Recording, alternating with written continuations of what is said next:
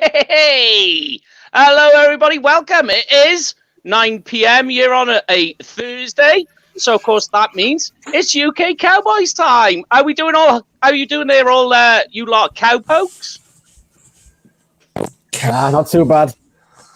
24-hour show. Always got to start in strong. It is officially the first show of the off-season program, so we're beginning the Positional Breakdown Series. So we have joining with us to start the quarterback position, the legend, and probably you are a legend. You are a legend. He is the man that pulled the sword from the stone in the 24-hour show a couple of weeks back when we were all starting to lag a little bit. And we had Mr. Hek'ma Harrison come on, and he just lifted everyone back up. He was our coffee. How are you doing over in Dallas, sir? Man, let's go. I'm good. I am good, man. Glad to get the draft over with, and was really happy to see the season release yesterday. Did you guys get a chance to check out the Post Malone video with Jerry Jones? Wasn't that sick? That was amazing. Do you know what I like? The bit that made me laugh the most was you got Jerry and Post Malone just like chucking the cards off the top balcony, right? Yeah, right. Zeke, right? I thought it was genius. Zeke did not make a single word. He just stands there jumping up, trying to catch them. I thought that was brilliant. Yeah, man, that was sick. That was sick. I absolutely love that, but just everything that DallasCowboys.com yesterday leading up to the draft, Nick Eatman, David Hellman, and Rob Phillips were on before the NFL Network releasing.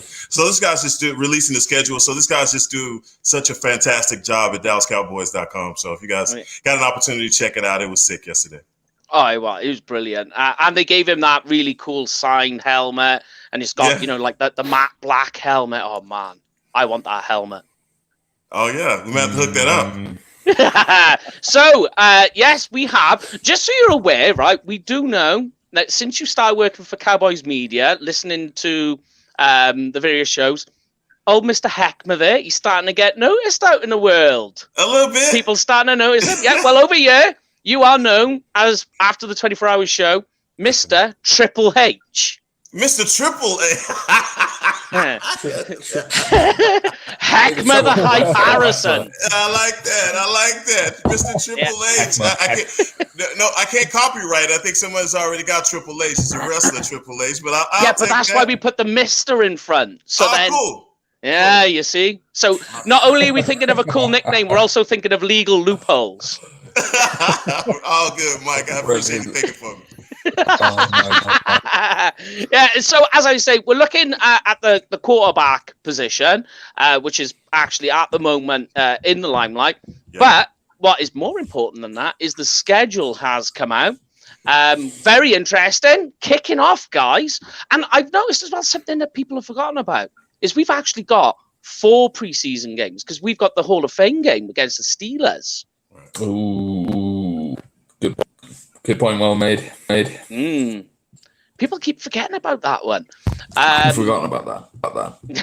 Yeah, but we start off. I don't know what you guys think. I think this is awesome. That Thursday night. I know that means all of us have got to go to bed here in the UK and then wake up when we set our alarms for 2:00 in the morning to come and join everyone. But against the Super Bowl champions, as we put in the post, the journey to the Super Bowl begins for the Cowboys and the road for the Buccaneers ends. That's how we're putting it. I like that. Yeah. What do you make of the schedule to start off against the Bucs, Hack? Do you like that, or would you prefer something different, something a bit tastier? You know what? I'm on with UK fans right now, UK Dallas Cowboy fans. I want to check you guys' diehard Cowboyism right now. Mike, what did you think when you saw that we were starting out with the Tampa Bay Bucks? Well, come on, tell me, guys. How did y'all feel about that? I love it. Like, at the end of the day, you have the Super Bowl champions. How do you know if you're going to be a playoff team? Play the guys that won the big one first. You go smash dog first. Set them off with a lock. Like woo! If that happens, every Cowboys fan is gonna into week 2 just be like, Super Bowl, gonna start all over again. Straight off the bat, win that one game. Everyone's gonna lose. Yeah, I as they say, go hard or go home. That is. You know what? Yeah. I was excited about it. I loved everything about this season, the schedule release. But when I saw that we were starting versus the Bucks, that was the first thing literally the first thing I thought was, oh, they think they are going to schedule a cupcake game for the Bucks to raise the banner. So they signed us up as like this sacrificial lamb to go in there and watch them raise the banner. And you know, and to be honest with you, Mike, it pissed me off a little bit. It really did. Okay. It did, because, you know, I don't know if you guys know this or not, but you know, one of the greatest basketball teams in the world plays in New York, and they're called the Harlem Globetrotters. I don't know if you ever heard of the Harlem Globetrotters, right? Yeah. But the Harlem Globetrotters, they never lose a game, right? And they have this team that goes with them everywhere they go, and it's like their punching bag, and they're called the Washington Generals. The Washington Generals hadn't won a game versus the Harlem Globetrotters since 1971, right? And so I feel like the NFL thinks that we're the Washington Generals. And so if we can't get up for that game, and beat the hell out of the Bucks, man, I'm telling you, that's what I feel a little disrespected by them putting us in that game. It's an interesting take. I never really thought of that. Go on, Jay. This could as well be the perfect time to play them. It's like Hek'ma says, it's the whole Super Bowl banner, parade, etc. Everyone's on a level playing field. No one's played a game. So this could be a perfect opportunity to get in there before Brady and co get into a groove that they finished the season off with. So, yeah, bring them on. What about you, Greg? Do you like it? Do you like that? I look at it this way. Picture it, week one, we're going into the season, hopefully full strength offense, a brand new defense full of packages that nobody's ever seen before. Brady gets some looks that he doesn't like, and we walk out of there having put the Super Bowl champs on their backside. I think we'll have so much time to prepare for it. We finish preseason. I think we host the Jaguars, and then we're over there. Plenty of time to prepare. Big hype game. We'll be back to full strength. Dak ready to go. A brand new defense to play with. Let's go. Let's do it. Do you know what, Gray? The only thing that Tom Brady's going to be seeing all night is Micah Parsons' jersey number in his face. Yeah. The one thing I do like about the schedule, though, I don't know if you want to weigh on this, Heck, is I always look not just after the bye week, which I think is in a good slot. Week 7 is nice. But what I like to look at is more of the winter games. Kansas City in November, that could be a bit of a wet game. But what I do like is if you look at mainly the end of November and December, it's all, if you look, it's the Saints, which I know can be, you know, the Superdome. We all know what it's like to play in it, but it's indoors. Yeah. And then you've got Arizona. So the temperature can be a bit rangy there in December. And then it's all the NFC East teams. So I think like the end of the schedule favors the Cowboys quite well. I don't know what you think, Heck. Well, you know, I love when I saw it at first, I thought, damn, that's a tough, starting from Kansas City all the way through the end of December, with most of it being NFC matchups, right? But if you're the Cowboys, I think that's where the rubber meets the road. That's where you want to be tested, and you get tested in December. Historically, we hadn't been very good in December's past, right? We've always been judged. There's always been this December stigma around the organization. So, when I saw that, I thought to myself, I was like, look, this is definitely going to test us. And I think that, for our team, especially being that we're going to have a very young defense, because a lot of our guys are going to get thrown to the wolves immediately. Yeah. The Michael Parsons, the Josephs, I think those guys, Bohannon, I think a lot of those guys may get some significant playing time. So that'll be a huge gauge for where we are and what we'll look like, especially if we're going to make a playoff run. Definitely. Is there, though, for you guys, and I'll ask you all, is there a particular matchup? I know I made a comment today on Facebook about non-Cowboys games. But Cowboys games, is there any particular game for all of you? And I'll go around the house on this. Are you looking forward to the most? I can start with you, Jay, the Godfather. Thanksgiving. I don't, just the whole hype of that. Obviously, we don't. It's not a natural celebration, is it, for us here? But when you're an NFL fan, you can't help but get hyped for the Thanksgiving game. You know what I mean? Yeah. Turkey, all the trimmings, beer, football all day. Yeah. What's not to love? Yeah, right. Yeah. And we were on Channel 5, if you remember last year, with me jumping up and down over the Jalen Smith pick six that almost went in for a touchdown. Yeah, embarrassing myself there. What about you, Gray? Was there a particular game you're looking forward to, the matchup at all? Well, I had one circled straight away. Week 11 at Kansas City Chiefs. Yeah, it's got to be. Has there ever been 110 points scored in an NFL game before? Yeah. Very well, maybe. Right. Buckle up, boys, because it's going to be some night. I mean, the thing is what are they doing with their O-line? They don't seem to have done much with that O-line. So I'm feeling confident with that one. What about you, Rich? A game you're looking forward to the most? Well, I always like concept closing out a season. In Philly, grinding them into winning the NFC East and going to the playoffs and sending them all home packing. Yeah, beer bottles, eggs getting thrown, and just sending pissed off. I quite like that. And what about you, Hek'ma? Are you in the Kansas City train as well, or is there another game you're looking forward to? Man, I'm actually looking forward to the Giants game on October the 10th. Mm-hmm. And the reason why I'm looking forward to that game is because the NFL schedulers put that literally 364 days since Dak got hurt. It's the same game. You know, I believe it was October 11th was the game that he got hurt on. And so, you know, just want to see where he is in his mind, you know, because it's going to be pretty much back at the scene of the crime for him. So I'm sure the Giants will wear the same uniforms they wore to Dallas that day if they can, to make it eerily reminiscent of the day that he got hurt. But, man, get an opportunity just to see Dak and knowing that he's getting back to form. I just want to see him put that injury behind him. And a lot of times when you have something as traumatic of an injury as he had, you know, I'm just happy that he'll have that game to get some get back and some redemption. Yeah. And you've got Saquon Barkley as well. Saquon Barkley back from injury.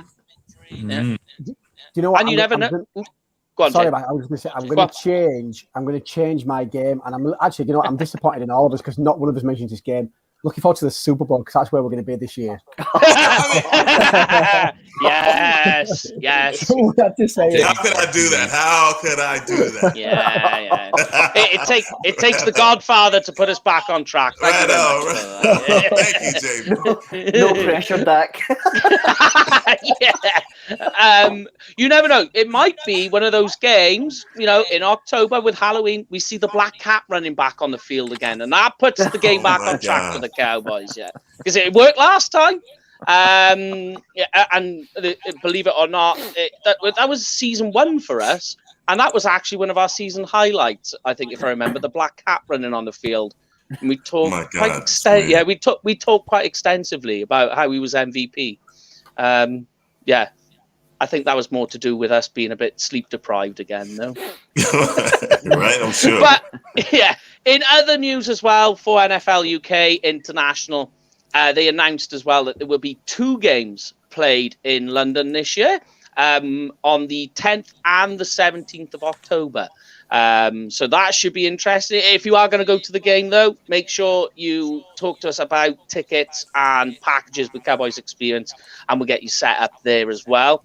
A big gift for people part of the UK Cowboys if you book that, but we'll talk about that later. But in terms, I made some notes, and I don't know what you guys make of this. Looking at the strength of schedule as well that they looked at, the Cowboys actually ranked 2nd for the best strength of schedule. That we are playing 4 playoff teams, one of them being Washington football team, who finished on 7-9 season. The rest of our schedule all finished with a 500 or below record. So Chargers, Eagles, Carolina, Giants, New England, Minnesota, Denver, Atlanta, which is a big one for Dan Quinn, Las Vegas and Arizona, all finishing on a losing record. I don't know. Do you guys think that might change, especially for teams like Chargers, for instance, Hek'ma, where you're going to see Justin Herbert another year, so you're going to see another level of explosion? Because I know strength of schedule is a bit of an iffy one. I'm not a big fan of it. What about yourself?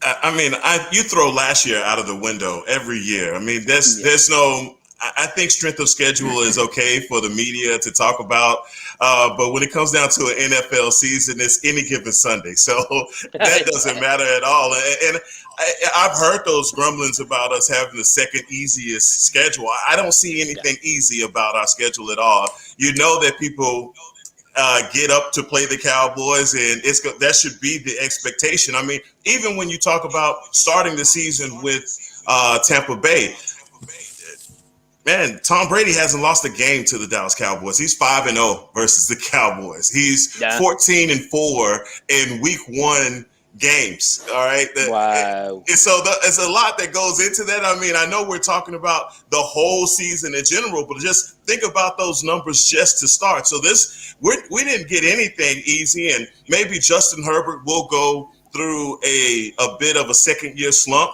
I guess, but we can't count on that. They're a young team with a new coach, so there may be some things there versus the Chargers. But anytime you talk about the Dallas Cowboys and the Eagles on Monday night, man, it's going to be a barn burner. It's one of those games that, it don't matter what the records are. They could be 0-2. We could be 0-2. We're going to play each other to the death. So that's just the way the season goes, and on and on. So. Yeah. I don't see strength of schedule in this being in our favor, especially when you start talking about the latter half, the last 8 games of the season, or from Kansas City on through January.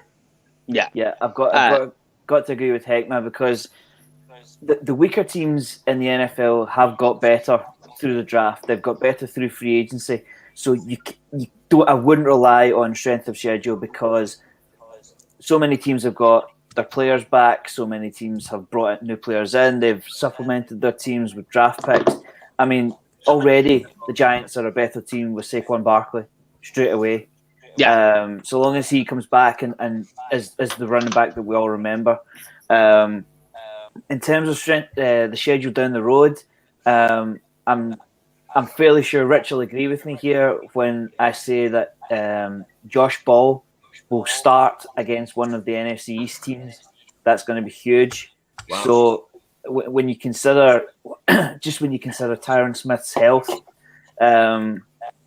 there's plenty of times during the offseason I predicted that they're going to have to play somebody else at left tackle going into New York, going into Philadelphia. It's going to be a huge game, and I think it'll be Josh Ball that wins the kind of swing tackle role. So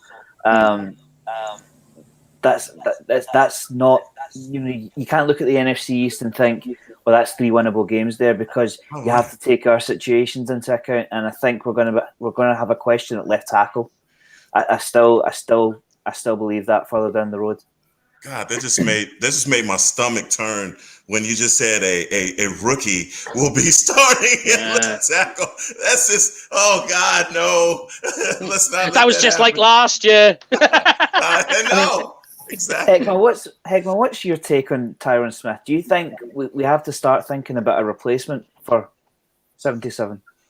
Well, I mean, first of all, Tyron Smith, let's start here. Tyron Smith has been a complete stud for the Dallas Cowboys for a number of years. And it sucks, man, when a guy starts getting older and he gets more injury prone, how the level of confidence in his play and durability goes down. And I think that's where we are as a franchise. Everyone's kind of saying, like, look, man, since I believe 2015, he's been hurt consistently and hasn't been able to finish the season. I would like to think, and this is just hope, and I know hope is not a strategy. I just hope that this can be the season that he gets all the way through, where they give him the ample rest, veteran days that he needs to rest. We know how important he is because you could just look at last year's results when what you tried to find with a swing tackle, and you realize you didn't have one. But you know what, Graham? You got to start thinking about it. You got to start thinking about it. You got to start telling yourself as far as the future, maybe next year in the draft, or maybe even after training camp. If there's someone that comes available that you feel like can be a quality backup to Tyrus Smith, then we need to start looking at that because you don't want to get caught with your pants down like we did last year, man. It really hurts. Yeah. And you could take a leaf out of the Chiefs' book. You know, look what happened to them on the Super Bowl. They do all the hard work. They get to the final stage. Yeah. And they've got nobody. They got paper bags trying to keep Pat Mahomes upright. Yeah. That really was. That was tough. That was a big part of. And then, you know what? On top of that, you got to look at the fact that Tampa Bay's defense played one hell of a game. I mean, injuries injuries on any level, whether it be basketball, you can look at what's going on. I don't know if you guys follow basketball or not, but look at the Lakers and what's going on with LeBron James and his injuries. And so injuries are going to play a big part in your success, especially if you're trying to make a championship run. And we saw what it did to us last year. And losing as many offensive linemen as we did and only having Zach Martin to try and anchor that line, man, we didn't look good. Yeah. And also you've got to take into effect that Tyrone has struggled to, help us with 16 games. Now we've got to do it for 17. Thank you for just being a pillar of positivity, Mike. I'm sorry. I'll try not to do it again. But obviously we'll get more into the schedule as we get towards the training camp side of it all, which, by the way, is big news. They turned around and said training camp for all NFL teams can go ahead. It doesn't have to be purely at the facilities. So Oxnard, as it stands so far, is on. So we will look more into the schedule once we get down that road. So for now, let's get into the positional breakdown series, which we did last year. So over the next 10 weeks, guys, between now and training camp, we look at each position, start with quarterback, finishing with the safeties over the other end, breaking the entire position down. Quarterback at the moment for the Cowboys is actually in the media quite a lot, mainly for the backup quarterback role. Something which Hek'ma, thankfully, ad nauseum has spoken about a lot already. So I bet he's sitting there going, yay, I get to talk about this again. No, man, I can talk about the Cowboys in my sleep. I love it, man. You can be in a Cowboy conversation anytime. I mean, but, we need a backup. This is all it is, too. We need a backup, and I think it'll help you sleep at night knowing that you have a qualified backup. Last year, when Dalton went down, and let's just be honest, he wasn't playing that good even when he was in. So, we just didn't feel confident in the backup quarterback role. And again, I just don't feel as though if you comb over the NFL and you look at some of the backups that are out there, I don't think you feel good about any of them. The one thing that I'm just hoping and wishing and praying for is that Dak returns back to his status as being Iron Man and not getting hurt and playing for full season. So that's gonna make me feel good. So I don't even have to think about the backup. Yeah, I mean, we'll start first of all with Dak, which is a nice place to start off. Yeah. Now I mentioned it slightly off air before the show. I was looking at some of the numbers. We know Dak's contract. I know you've spoken about it a lot on obviously Cowboys media. We have as well, but before we go into Dak's contract, just want to get your feelings, if it was the same as ours here at UK Cowboys, that when Dak signed, it was it was nice that it got done. How were you feeling as soon as you saw it was ink to paper? Well, I probably felt like that, maybe an octave or two lower. But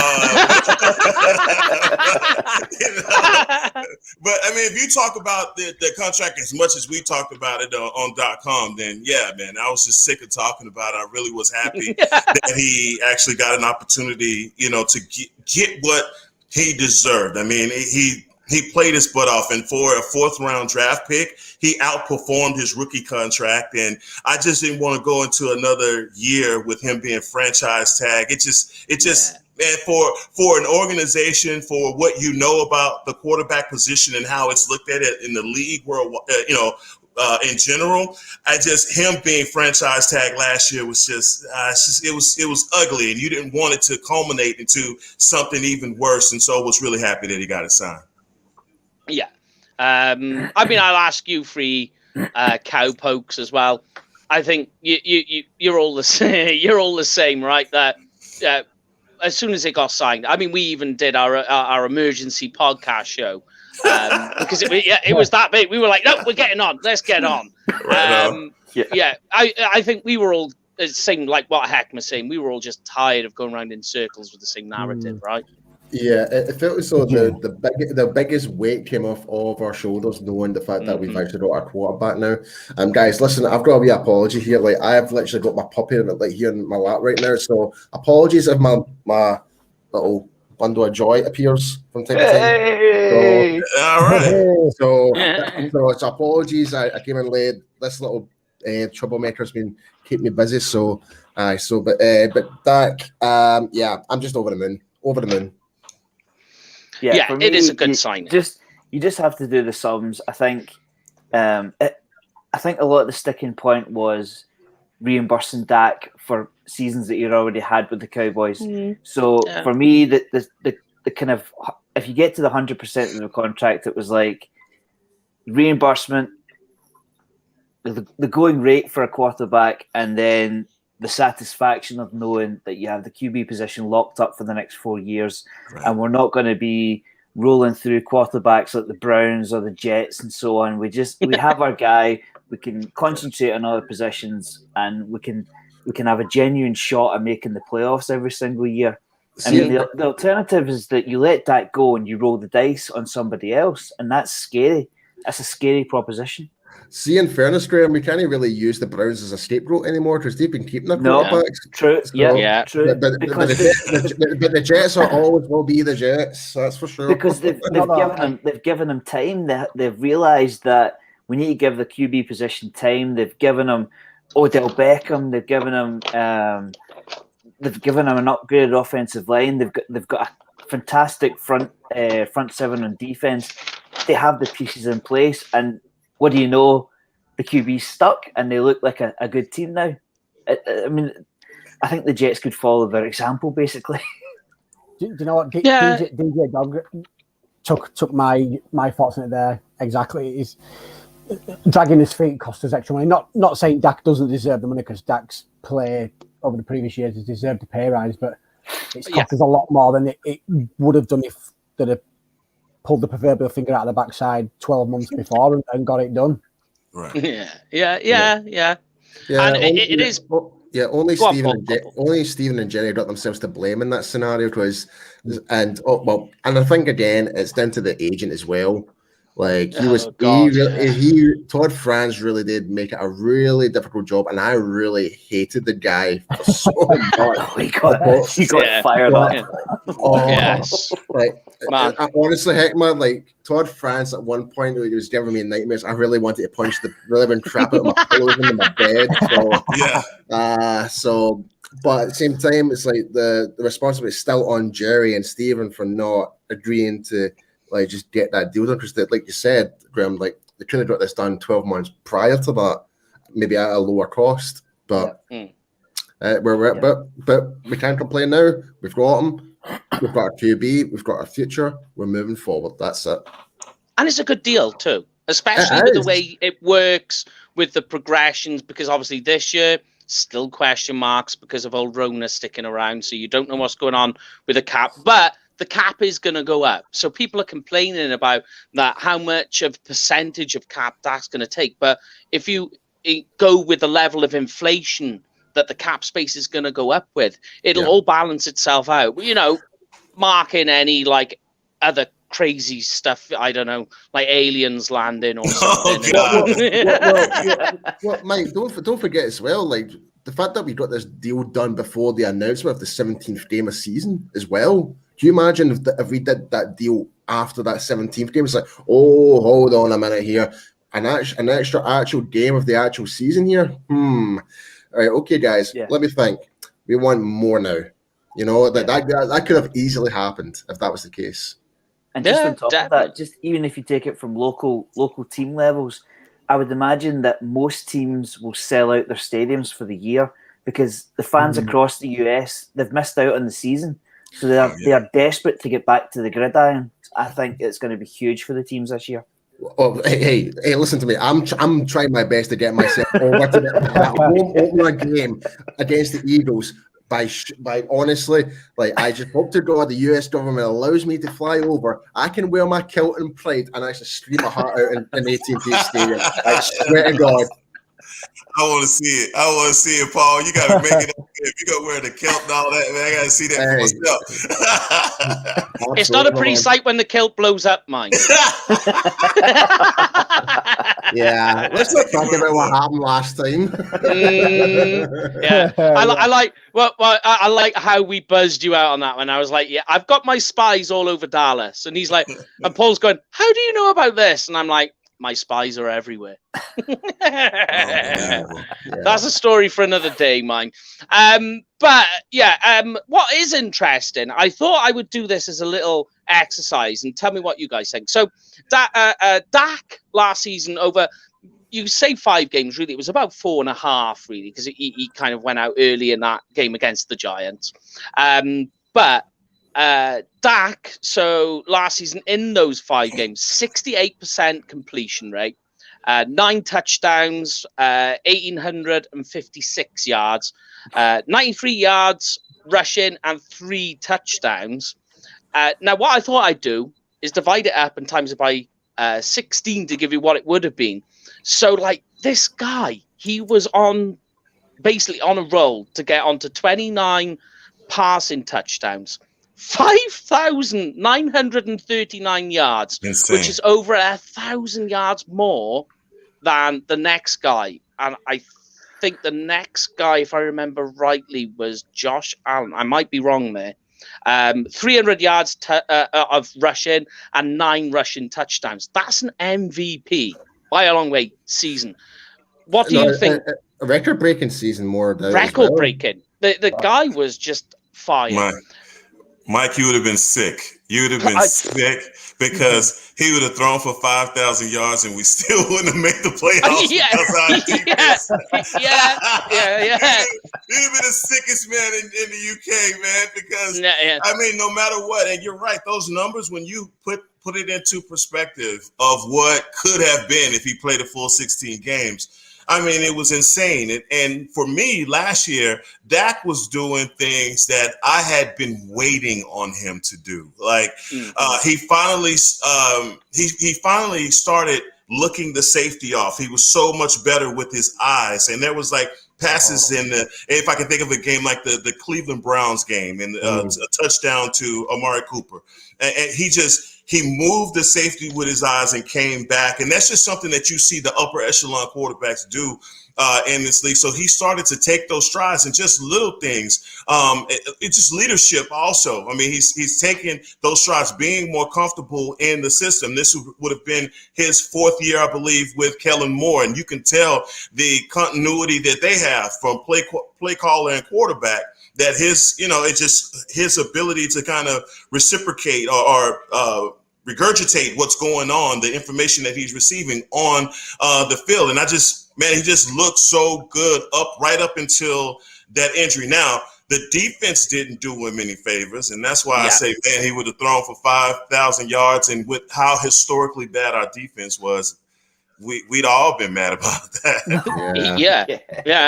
And with Dak as well, it's good to see that natural progression, because sometimes you see players kind of ball out a little bit like he did like the first couple of years, and then kind of sometimes get a bit stagnant and the play drops off. But I think if you actually look as well, his plays progress every single year, which shows that 4th round pick's an absolute steal. And yes, a lot of people are that they missed on that pick. Like the Jabril Cox pick, Man, I still can't believe we got him. I still can't believe we got him. I really can't. Crazy. Yeah, it was the steal of the draft. Definitely steal of day 3, yeah. But here's one that is quite interesting. And as I was saying, I mentioned this off air, that the Cowboys, as it stands, count for 24 million on the cap for the quarterback position. Dak accounts for 22 million of that. Okay, we've got 2 million. Yeah, and I mean, it is crazy when you look at it. But I mean, I don't know what you guys are thinking of this. I'm looking at the backup quarterbacks. You got Cooper Rush, an undrafted free agent in 2016. Ben DiNucci, who was a 7th round pick in 20. And then you got Garrett Gilbert, Cleveland practice squad guy. None of that to me screams confidence for the backup. What do you guys think? Well, for me personally, Cooper Rush already had his chance as a backup, and he didn't really do too well when he had to come in. And I always kind of thought he was more of a Garrett type of guy anyway. But with Garrett Gilbert, though, like, I'll be honest though, like, from when he came in for that one game, there was things I did like about him. But yeah, you could say he was rusting it. But yeah, I mean, he was just pretty much thrown into the wolves at that point. So if it was me, and this call me crazy, but I would give him maybe a kickstart, just to kind of motivate him to try and really push him to maybe become the backup. Yeah. You know. But I don't know what you guys think, but I mean, I really do genuinely like what I saw from Gilbert. Yeah, I've got to agree with Paul. I think from the small sample size we saw of Garrett Gilbert. Everyone's confusing, right? To be running with the 2s for most of the season, the backups, and then to be thrown in 1 week of practice with the 1s, not really knowing everybody's timing and all that kind of stuff. You've been holding a Microsoft tablet for the past 4 or 5 weeks or whatever it was. For him to come in and do what he did, I think was okay. But I'm going to stick with my overall view of backup quarterback for any team in the NFL. I think if your starter goes down, your season's pretty much finished. So this might be against the grain. I'm not all that concerned about the backup quarterback, because if we have to put somebody else in, I'm great. I'm going to throw a wee spanner in the works, and this is going to be controversial because it's about our arch nemesis. I know what you're going to say. You're going to mention them, aren't you? Aye, them. Yeah. The team that we shall not be named. We're actually talking about the Eagles segment. But the one name I'm thinking about is Nick Foles. Nick Foles. I think that's the only guy I could really consider as that's the only backup that's ever helped win something, and they did, unfortunately. You know? That's a fairy tale story right there. What Nick Foles did. It is. And you're right. And I don't want to think about it to that detriment, because when you say your backup goes down, that's the end of your season, but it's pretty much that way, especially when you're putting in 24 million of your salary cap into one guy. I mean, really, how much more, how much attention are you putting, or how much money are you putting into that backup position? So I have to agree with you, Graham. We have to do something about it, and we just don't want another deja vu of what happened to Dak.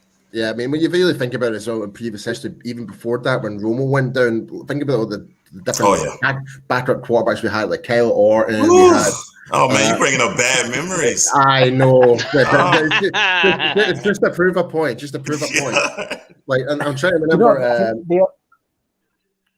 Sorry, Paul. Where you go, Jimmy? Where you go, mate? No, I was just going to say that I think we missed a little trick in some parts in the draft and in free agency. And Dalton wasn't going to light up the league, but I think if that O-line and the rest of the team could have stayed healthy, we would have probably won the division, to be fair, just because the division was that bad.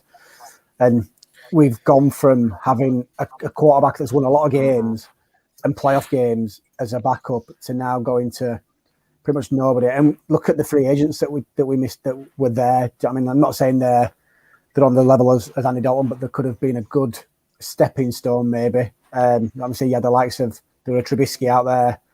It's a shame Alex Smith's retired because he could have gone there.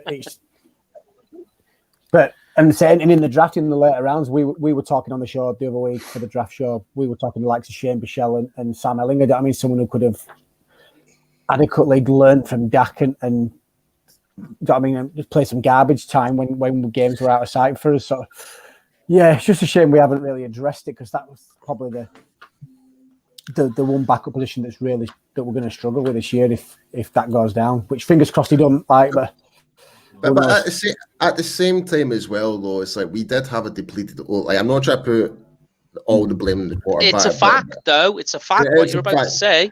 Yeah, I mean, we did have a really badly depleted offensive line. Like, we lost our starter, Tyron Smith, for the whole season. We lost Lyle Collins.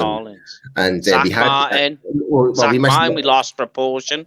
Yeah, and we even moved him out to tackle at one point as well. And he did a great job playing at tackle, to be fair.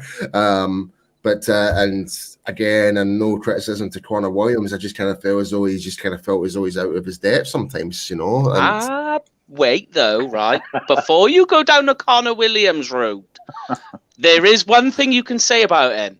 He was consistent. He was consistent in the fact that he was the only offensive lineman that never missed a game last year. True, and that is absolutely true. And that's what I'm saying. Like, he is tough in that retrospective, but I mean, I don't know if it's just because he didn't have his usual guys beside him, like he kind of like step up to the bar. Connor Williams maybe actually kind of saying, right, saying to, is it Terrence Steele's playing left tackle or whoever it was? Yeah, it's like Brandon Knight. He's basically maybe having to do two jobs to tell him, make sure he doesn't cut inside or whatever. And that, like, when you're on the offensive line, the scrimmage with the line of the ball, like it's like, because I've been in that direction as well. If I'm playing guard and I've got a rookie beside me that's not played many snaps, you're still having to mentor, like, even before pre-snap, saying watch what he's about to do, blah blah blah blah, you know. So it's like it's always on that moment type of thing in the back of your mind. Yeah, and when you think like the O-line really is the one where you want to try and keep as consistent as possible as a unit. Oh, absolutely.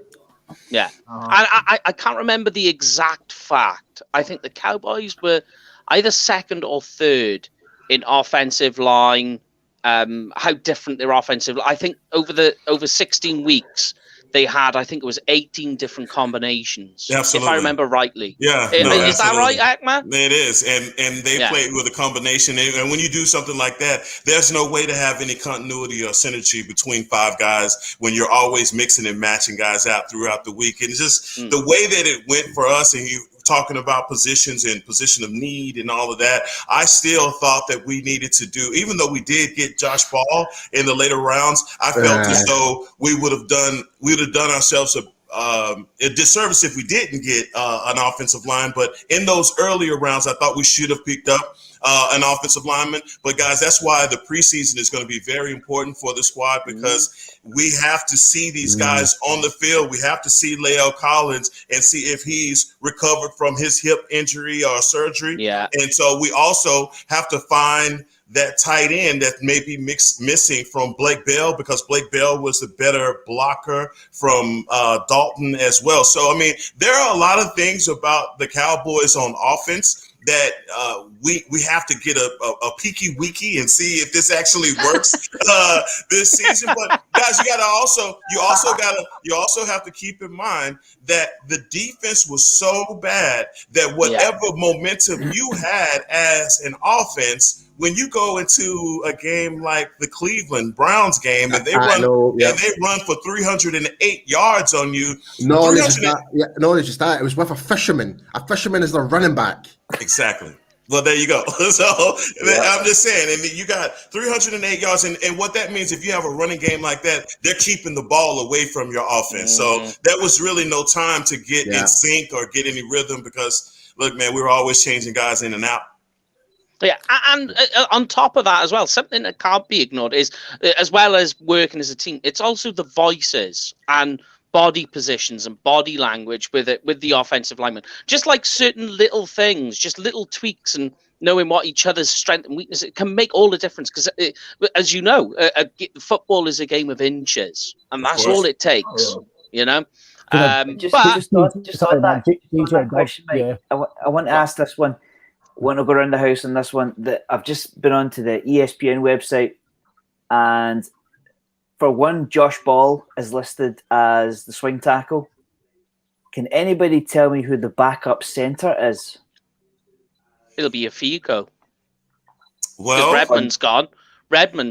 Yeah, and I think we're still looking to sign Looney. I hadn't got any traction on what we're going to do with Joe Looney either. Right. So if he's going to come back. At the moment, there isn't one. Wow. It's a dash. Yeah, that's highly concerning. I'm just looking at I'm looking at the roster right now because you've got Bayadish, Matt Fernick, Zach Martin, McGovern, Williams, Isaiah Aircrown, but he's a tackle. Josh Ball, Lyle Collins, Cam Irvin's still there based on ESPN, it's staying there. Mitch Hyatt, Brandon Knight, Ty Dishke, Eric Smith, Tyron Smith, Terrence Steele, and Williams Sweet. But the majority of all those players are tackles. Yeah, but what is interesting is Lorne's making a comment there about Connor Williams. The Connor Williams has played center, so he is an option that you could put in there. And McGovern. And McGovern, yeah. But here's one for you, Hek'ma. I wanted to ask you on this one. Is more with Biadish. We had comments last year from Andy Dalton, which is very fitting for Dak as well. Mm-hmm. That he made comments about his snapping of the ball, especially in shotgun, that the ball comes out at a weird angle. Is that something, do you know, that he's worked on in the offseason at all? I mean, they're going to coach him up on everything he does. And so if there was anything that he did that was a little off, they're not going to allow that to continue with Dak, especially into this season, knowing how pivotal it is. But I thought Biadish had a pretty good rookie season. He did get hurt. It was weird that he got hurt in pregame. He sprained his hamstring running out of the tunnel. That I don't think anybody's ever scratch him. But I think all in all, he comes from a long lineage of good offensive linemen from Wisconsin. So I mean, all of the things that he does as an offensive lineman, I think it should give you hope that he's going to be the anchor on that offensive line at center. So I'm really looking forward to Biadish and what he does in his second season. Yeah, I think we're all the same, and especially when you think, although Dak is, I asked the question in the week that his rehab is way above schedule. That everything he's doing is exactly either where they want it to be or above, which is good news. But the thing that I was concerned more than most wasn't so much the tackles. It was Biadish in the middle. But like you say, that gives confidence. Like you say, that they are going to literally spend 99% of their time working Biadish and, like you say, on everything. The only other thing with the quarterback position that's come up is they have signed two others this week. Illinois State's Brady Davis. So he was a 2-year star. And another one, which I quite like, was JT Barrett, who played a brief stint at Ohio State. Now, the Cowboys signed this year on the undrafted free agent TJ Vasher.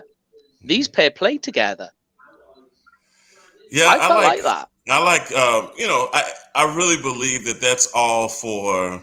Not saying that these guys are going to have an opportunity to make the team, so I don't want to say that. Course. I just feel as though with the rookie minicamp and not being able to get DiNucci into rookie minicamp because of the amount of snaps that he plays, something to do with the Union Players Association or what have you. So he won't be there. So they had to get some bodies there. Quarterback. I mean, I would have. Hey, I got this right on ready. If they needed me, I would have. I don't want that.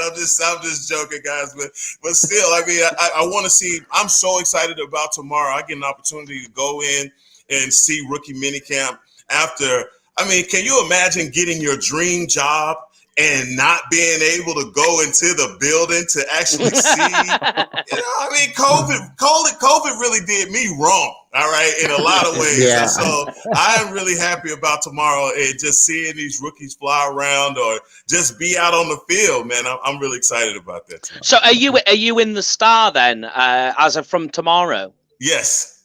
Oh, amazing. Be prepared. Be prepared. You might want to block me. Be prepared for a long list of questions. You're gonna be UK Cowboys official insider, and it'll always be in brackets. Insider in brackets Triple H. I got you. Code name Triple Wink, H. wink. Right? But I mean, yeah.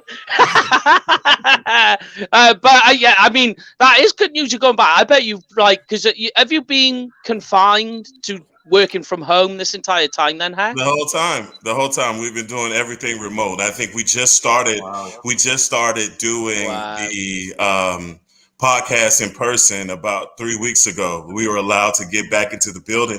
I think when I first got on was after the start of the 2020 the off season. And we did like 3 podcasts. Yeah. I was in the studio, and then COVID hit, and we couldn't go in the building anymore. And it was like, what? I can't go in the building. So not only that, I can't go in the building. I can't watch practice. I can't do any of that stuff. So I mean, I didn't complain about it. I was just like, can't talk to the players. Yeah, I can't do any of that stuff. But what I am going to do is do what I do best and talk about the Cowboys. And when they let me back in the building. I get my opportunity tomorrow, so I'm excited about it, guys. Yeah, I love it, and we will get in touch with you on that one. I can guarantee you. Trust me, Hek'ma, when he says he will hound you for questions, Mike will hound you for questions. Yeah. I hounded Mike Fisher so much once. He did put me on a momentary block. No, man. No, he did. He was just like, man. Yeah, it was like I was messaging him, mind you, at 8 o'clock in the morning our time, which is 2 o'clock in the morning his time. So I think that might have annoyed him. No, Mike, that'll get you blocked. That'll get you blocked right there. Yeah. Do you know, Hek'ma, we always mute Mike. It's one of them things you just. Yeah, I mean, he's one of them lovable family members in here that you want to talk to every now and again, but yeah, a bit too much in Mike is a bit too much like beer. yeah. Like the weird crazy uncle that comes over on a Christmas afternoon, and you're like, oh god, he's turned up again. That is. I love it. And you know what? Before I forget this, someone said something about Jabril Cox and that being the steal of the draft. I thought the same thing. The one thing that kind of makes me nervous is what I want to see from Jabril Cox is one of the knocks on him was he wasn't that efficient in the running game. As making tackles, things like that. Passing game is where he's a complete stud.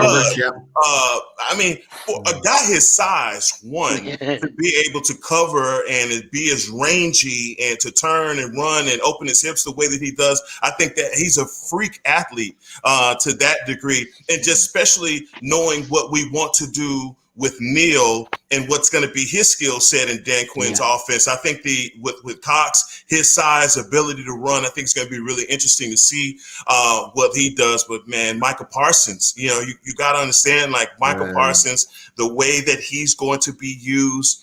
I really believe that the Cowboys fan base is going to be head over heels in love with this kid, especially if we use him to the degree that he's capable. Yeah. And a good thing is having a faster and better defense. Going back to quarterback talk, you have a better, faster defense that's getting their offense off the ball, means that helps Dak in the long run, and you'll see a bit more of Zeke, which is something we'll talk about next week. But sorry, Jay, I didn't mean to cut you off. No. So I was just going to back up on what Hek'ma was saying. I know kind of disrespect to the guys that we picked above Cox, but every time he was there and we were picking, I was pulling my hair out thinking, why are we not taking this guy? Like it got to the point where it was like there was nobody better. It was just, but I was head banging the wall, and I know we needed some help on the edge, and we needed some help in the secondary. But it was like this kid's just too good to turn down, and it was like why? And then when he, like I say, got him in the fourth, and it was like he was doing one of those happy dances on it because it was like we've got a first round talent in the fourth round. I agree. Yeah. And the good thing is they've got the yin to Michael Parsons' yang. That's what I like there. And you think if Quinn's moving to a 3-4 as well, that fits perfectly if you're going to have a rotation and you move those guys around like that. Ideal. Yeah, the 3-4-4-3 talk I think is really interesting.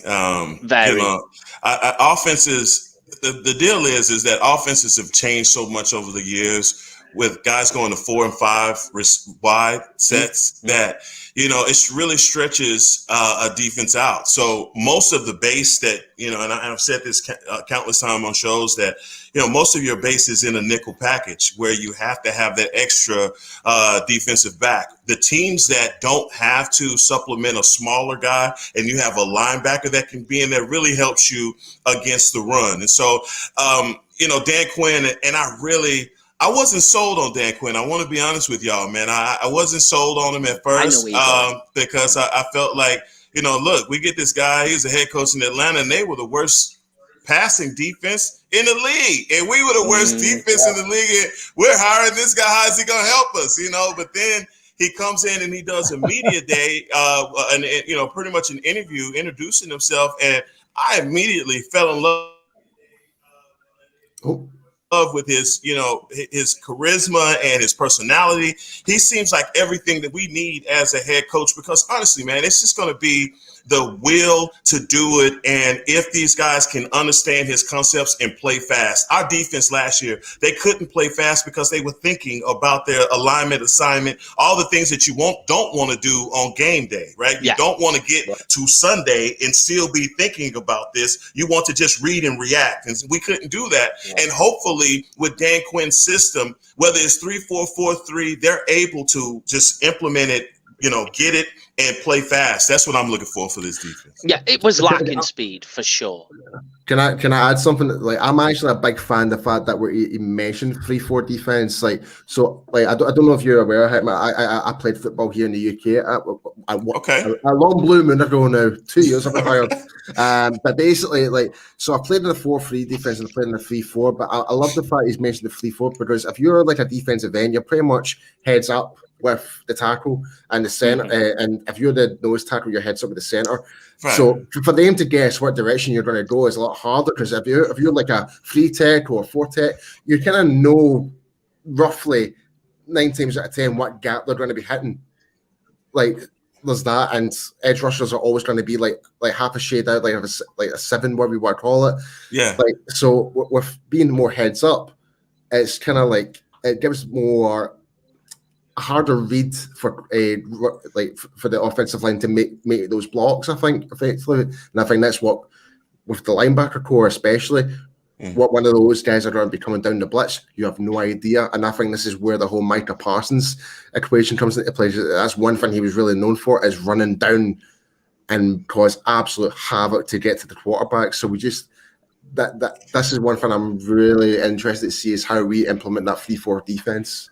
No, the thing for me is when it comes down to the 3-4, I just feel like you have to have the bodies to play the 3-4. When I think about, let's say like the Pittsburgh Steelers, like Stephon Tuitt, and the other guy, Hayward, they are huge people. I mean, you're talking about 6'5", 6'6", 300 pounds, and these are immovable objects. The guys that can take on a double team, push a double team, and not lose ground. That's what you need. If you have shorter guys playing in the 3-4, like Antoine Woods was a guy I really loved. Antoine Woods, but he could not. He was not the guy that we needed in the 3-4 just because of his size. And when you bring in a Quentin Bohannon, a guy that's 6'4", 350 pounds, I mean, he is a parking pole. You can't move him. He's going to sit in there, and that's legitimately what you need. But still, when it comes down to, and I love, instead of the 3-4, I'm a 4-3 guy. I played in a 4-3 in college, so I understand the concepts of it more, but I think it's more with the 4-3, you give your defensive linemen a gap responsibility, and they can just blow. Yeah, stability. That kind of counteracts my favoritism in a way. It's like, whereas the 4-3, like I preferred playing in the 4-3. Yeah. Whereas I knew exactly what gap. Like if I was being more heads up, it's like trying to really sell a move to kind of move inside or move outside. Whereas if I'm a defensive edge, I know where my gap's going to be. I just need to be the quicker guy more of, and like throw a club, throw like a spin move, whatever. Like just a bit, like depends what it is, the scenario. But yeah, like I agree, man. Like if it was me, I would rather prefer the 4-3. But I do love the idea that he has mentioned about the 3 because there is different dynamics towards it that makes the offensive side think things a bit more like what we're going to do. There's also 2 other things you got to look at with the Quinton Bahana. Is I definitely think that Dan Quinn is going to use him as a 2-gapper because that is his style, and I think that is going to be when you look at Quinn playing the 2-gapper, ooh, that's nasty. But the other one I was thinking about is in a 3-4. I don't know what you think, Heck. Put in Chauncey Golston in, and because Dan Quinn has done it before at Seattle, doing the NASCAR defense. I don't know. Do you think that's something you can see them doing? Well, here's the thing. Chauncey Golston, I love him too, and rookies make me nervous. Let me just say that first. Yes. When I think about the guys that we have in Tank Lawrence and Randy Gregory, I think those are the guys that's going to benefit the most from Dan Quinn and what they can do on the edge. Absolutely. Moving Randy Gregory over to, let's just say, on the left side where he has to deal only with the tackle, getting off, all right, and putting Tank maybe up against a left tackle. I think that benefits him to play strong side. There are so many different things that you can do with those 2 guys, and also don't forget about Basham. And also when you talk about as well. And don't forget about Urban also being an edge guy. That's a great pickup. I think Urban's a great pickup. Because of his size, and that's the thing about the Dallas Cowboys defense that we didn't have last year. We didn't have the size up front to manhandle or demand double teams. Teams were getting to the second level on us very quickly. And when you can get to the second level on any defense, you're going to create gaping holes. And that's the byproduct of those 308-yard games from Cleveland. That's the byproduct of a 299-yard game from Baltimore. So because the offensive linemen are just teeing off on you. Yeah, agreed. Yeah. I think we spoke about this numerous times, and I think that's probably where we've seen the defense struggle in various parts of the last couple of years. This team, for a good longer than 10 years, has not had them nasty run stuffers up the middle. We've just not had it. And like you say, so you mentioned the Steelers. The Steelers are renowned for those kind of players playing on their defense, and so is Seattle. So I think that's where we've fallen short. And like I say, fingers crossed some of these pickups can prove to be that one, but if not, because we need that big nasty mauler up the middle.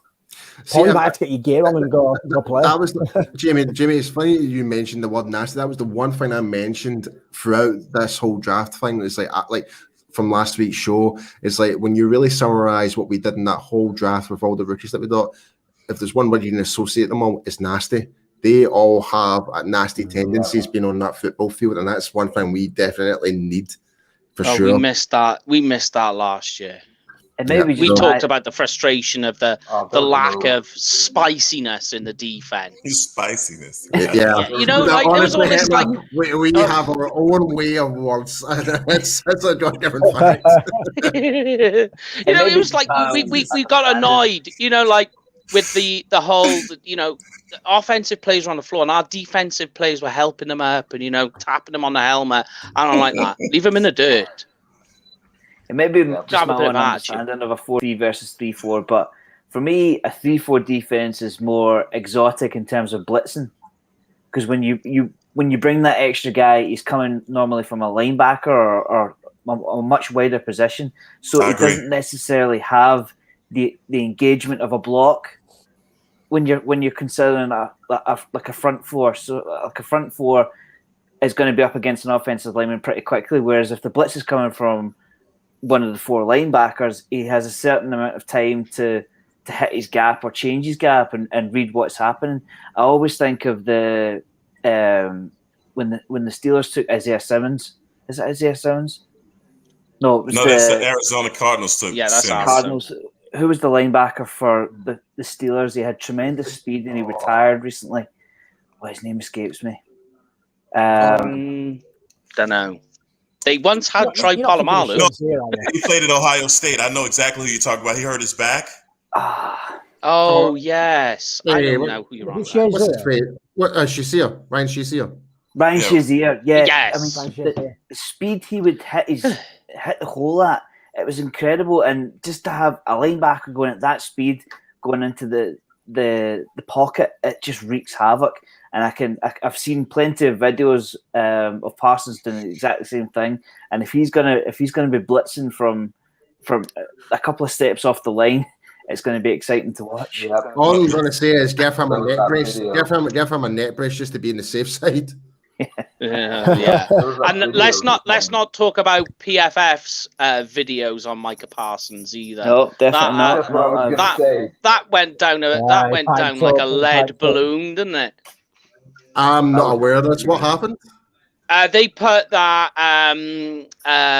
Kenny Gainwell, it got drafted by the Eagles, and there's a video clip of Kenny Gainwell basically on a chip block on Micah Parsons, and Micah Parsons falls over, and they're like, "Ooh, Micah Parsons gets to meet this guy again." But what they don't show you is the play before where Parsons absolutely clears Gainwell out of his boots. I mean, the guy is in the stands by the time Parsons finished him. And a lot of people were like, how come you didn't show this play?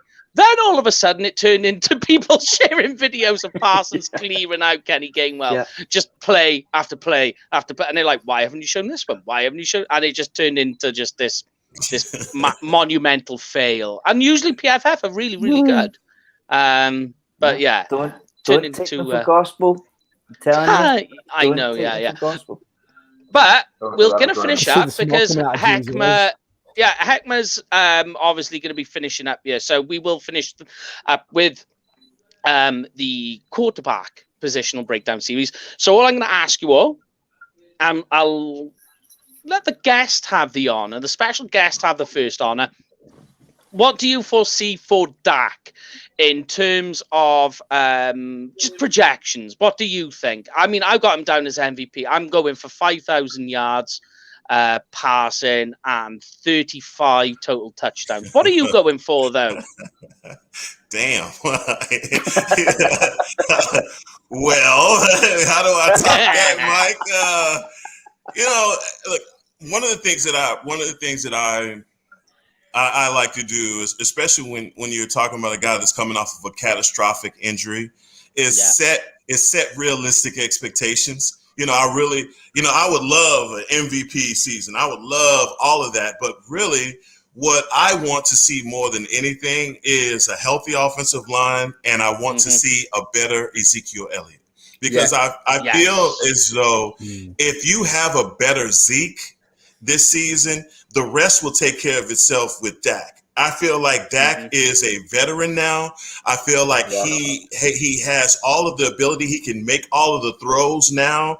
And I just feel as though when you have a running game, if he can rely and depend on Zeke being Zeke, then he doesn't have to throw all over the field. What he can do is allow the running game to let the rest of the game come to them, right? They can milk that clock. They can make the throws when they need to make throws and not be in those first or second and 15 situations, because look, you're playing from behind the 8 ball, you're pressing, you're doing things that are uncharacteristic to your offense. And I want to see Kellen Moore get better as a play caller. Our red zone offense was lacking last year. It's been lacking for a while, and a 2-minute drill, getting better and being more efficient in the game, and just, I want Dak, and again, everything that you just said, like, yes, that's best case scenario. Dak is in the Super Bowl. It's an MVP season. He's Super Bowl MVP. We're all laughing and grinning and we did it, But I just feel as though coming back from an injury like he did, I think playing smart, playing to his strengths, not trying to do more than he has to. You think about his injury when he got hurt. He was having to kind of play out of body because the Cowboys were lacking at the time. We needed to get that first down, and he's running, and some guy drags him down. You don't see Tom Brady doing that. Now Tom Brady will do it if he has to, but other than that, Tom Brady is playing with this. And he is going, if the play is not there, he throws the ball away. That's what I want to see Dak do. Don't try and play hero ball. Just play to your strengths and let your guys take you the rest of the way. Agreed. And I always say it, 99% of a quarterback's games between the years. That is. Yeah. Yep. So I'll go around and get you that way. So I'll get projections off you guys. So I'll start with you, Mr. Bucky, Mr. Buckfast. What are your What are your projections for Dak this year? Give us what you feel or what you're hoping you'll get out of Dak, and then we'll wrap things up. Okay, what I'm hoping for is that he 17-0. Well, of course, but I'm trying to think in the line of kind of being realistic and at the same time over delivering. And what I'm going to say is I think Dak will beat Tony Romo's passing yards record by 100 yards. Wow. Ooh. Wow. Yeah. Okay, I like it. All right. What about you, God? I think it's still it still be under 5,000. I think it will still be under 5,000 yards, but it still beats Tony Romo. But I think in terms of touchdown wise, I'll be happy if it's over 20 touchdowns. I'll be happy with that, considering with like Hek'ma was just saying there, coming back for the big massive injury. It's like just make sure he's staying healthy. I mean, that's. Like you said, I'd rather make sure he's more than healthy more than anything. But if that was a dream scenario, was to for him to as an individual for Dak to beat the Cowboys all-time record of passing yards. I think as well he's going to just to add to it before I go to the Godfather. I forgot to add he's going to finish with a quarterback rating of 119 minimum. I'm going full optimistic. Full optimistic. Wow. Go on then, Godfather. What have you got in terms of Dak? What do you got for Dak projections and hopes? Super Bowl MVP. Well, yeah, that's the ideal one, isn't it? Super Bowl MVP. But I think but you could probably pretty much say it's nailed on. He's going to be comeback player of the year, and after the injury, it was awful just to see him. He's such a downward kind of way on that thing. Like it was just awful to see him crying. I was so upset. But I probably think around about 4,000 yards. I predict. I don't know if you want to give this as a hot take, and we'll look back at the end of the season. I think he'll throw less than 10 interceptions this year. Oh, I like it. I like that. I'm on board with that. Yeah, but anything with minimum interceptions, I am all good for it, man. Mm-hmm. Well, believe it or not, did you know in quarterback career rankings, in terms of interception rating, Dak ranks third amongst every single quarterback in NFL history. Yeah, I think he's got an interception rate of 1.7%, which ranks third best. I just thought I'd throw that in there. Yeah, I don't know why. It's something I noticed. He's just below Pat Mahomes. But anyway, Bonesy Jones Malonesy, what have you got in terms of your projections for Dak? What are you hoping for? The main thing I want to see and I'm hoping for is 17 healthy games. Okay. 17 healthy games, protection from the O-line, not seeing my quarterback on the floor trying to slam his broken leg back into the stage. Like, jeez, that was insane. But I think 4-6, 4-7, I'd be happy with. I reckon it'll probably be pushing 30. If he can stay on his feet and he's well protected, I reckon you're at least pushing 30 touchdowns, at least. Okay, I like that. And finally, we'll finish with you then, old Sino. What have you got for us in terms of projections for Dan? What are your hopes? Sino, short for cinnamon, isn't it? Oh, for fuck's sake. It's a long story, Hek'ma. We don't have enough time in the show to get into that one. We'll just leave that one there. I give everybody nicknames. Everybody has a nickname. Yeah. Okay, Matt. this is going to sound a little bit strange, but I will clarify it. I want Dak to do less. I want him to get less yardage. I want him to get fewer touchdowns and turn the ball over less. Because if Dak Prescott's throwing the ball less, throwing fewer touchdowns, it means we don't need him to do that. We have, like Hek'ma was saying, we have a healthier Zeke. We have a healthier defense. We have control of the clock. It doesn't require Dak Prescott to go out and throw 50 attempts every game. So if he does less, the Cowboys will be doing more and they'll be putting more wins on the board. So hopefully our 2 tackles hold. Hopefully we have a better defense. Hopefully Zeke is playing at a higher level. But if it all connects together, we're more than likely to be in the playoffs. I mean, listeners to this show in particular will have heard us talking about offensive line when we're supposed to be talking about the quarterback position, and it's so important that we keep Dak on his feet. We've invested so much money into Dak Prescott this year that we have to have 5 offensive linemen that are going to be there, you can count on, and that's why we've talked about the offensive line so much tonight. And my personal opinion, I don't think we've addressed it enough. I don't know what Rich thinks, but I don't think they've done enough. I still think we should bring in a center,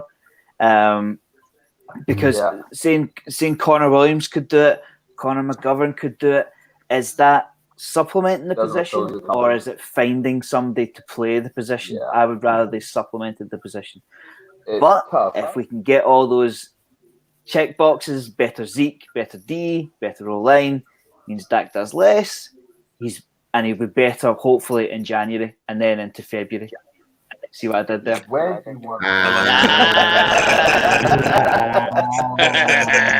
like that. I just want to add as well. Go on, say again, Rich.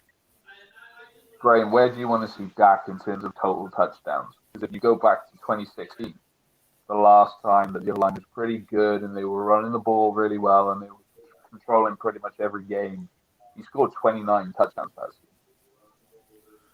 I mean, if he wants to throw 29 touchdowns, that's great. It means we're controlling the ball even more, and it means that it's a balanced offense. I'm more concerned about keeping interceptions low and keeping health high and all that kind of stuff. I think there was one game this season we asked Andy Dalton to throw the ball 60 times. If I remember correctly. That's not good. That's not balanced offense. I can't remember which game it was, but I think it was close to 60 pass attempts. So if you take less responsibility from the quarterback position, he's not going to throw as many touchdown passes because we're a better offense. We're a better offense across the board. For me, it's got to be, single figures for interceptions would be amazing. I think that would be the main focus. And Mike's certainly stated the facts that Dak is good at protecting the ball and keeping us in games and not shooting ourselves in the foot and making silly mistakes. So the potential's there. But 29 touchdown passes, that would do me. Absolutely. That'd be great. Which is exactly what he was on target for this year. But that is because I said to Hek'ma, we'll only take an hour of your time. It's turned into an hour and 20. But there he is, look, still eager, still happy to talk away. Man, it's all good. And the thing is, guys, what y'all don't understand is I'm a Cowboy fan. I mean, you talk, Cowboy media, all that, man. I am probably the luckiest guy in the world. This is my dream. This is what I do. You see my stadium seats. That's from my stadium seats from Texas Stadium. I took those out of Texas Stadium and mounted them in the wall. This is what I do. I wear Cowboy gear everywhere I go. The lady at the gym asked me, she said, "Do you wear cowboy gear every day?" I said, "Ma'am, if you see me in anything else, it's a cry for help, call the police." Okay? This is what I do. I'm telling you guys right now that, look, when you asked me to come on and talk about the Cowboys, this is what I do. And I never in a million years would have thought that I would be talking to guys in the UK about the Cowboys. So just, thank you guys. I appreciate it. If you're a Cowboy fan in the UK, I rock with you. I'm with you. I'm with you where you are. I'm with you.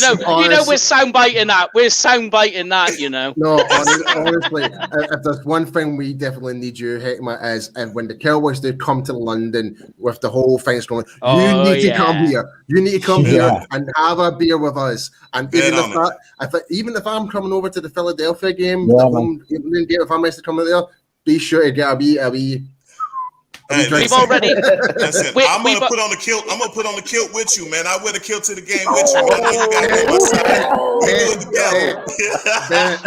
together. We've already got a list of people we're kidnapping when the Cowboys come to the UK, and people who were like, "I don't know if I'll make it." We're like, "Don't worry, then we're coming over there to kidnap you and bring you over." You're now on that list. You're on our hitman list. Honestly, Hek'ma, go and ask his name's just Brian Broaddus. No, not Broaddus. Oh God, I was on the show with Shannon. David Hellman.